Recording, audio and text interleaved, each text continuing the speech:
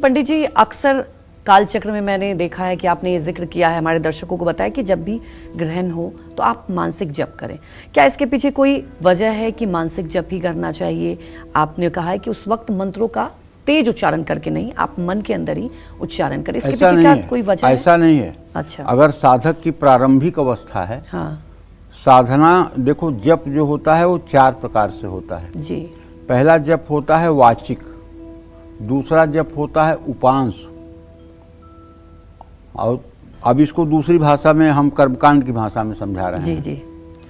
बैखरी, बैखरी माने बोलकर, मध्यमा माने उपांशु, ओठों को हिलाकर, पश्यति माने बिना मतलब की कोशिश किए मंत्र जप चले, परा, परा जो है वो नाभि से चलता है, वो अपने आप मंत्र जप होने लगता है। ये 4 अवस्थाएं होती हैं।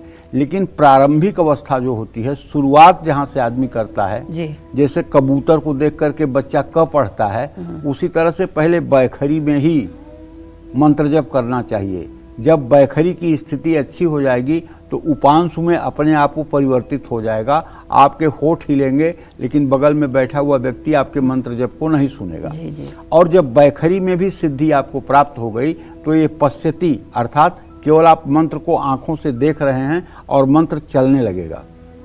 और जब ये स्थिति भी गाढ़ हो जाएगी तो इसके बाद परा, जो मतलब कि आपके नाभि से प्रकट होगा और हर समय इसका धुनकारा चलता रहेगा।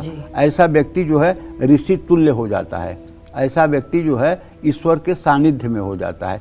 तो ये जप करने की 4 विधाएं हैं। 4 विधाओं में आप किस योग्यता के छात्र हैं, किस योग्यता के आप हैं, वो आपको करना चाहिए जी। जैसी आपकी योग्यता हो। अगर साधना का प्रारंभिक काल है तो फिर आपको बोल बोल के ही जप करना चाहिए। अगर आपकी साधना का थोड़ा अच्छा स्तर है तो आप मानसिक रूप से भी जप कर सकते हैं। चौथे प्रकार वालों की तो संख्या न के बराबर ही है समाज में। तीसरे प्रकार तक के लोगों की संख्या है, जहाँ तक मेरे अनुभव की बात है जी। तो माला पर मानसिक जप भी किया जा सकता है। और एक बात, मंत्र का अजप करने से, मंत्र के जप की अपेक्षा अजप करने से हजारों गुना ज्यादा फल मिलता है। अजप माने जो बिना जपे जप जाए, अजप, जिसका जप न हो जप हो जाए, अजप, ठीक है। जैसे राम, राम नाम का आपको जप करना है तो रा सोचते हुए श्वास को नाभि तक ले जाइए और म सोचते हुए श्वास को बाहर निकालिए, रा म।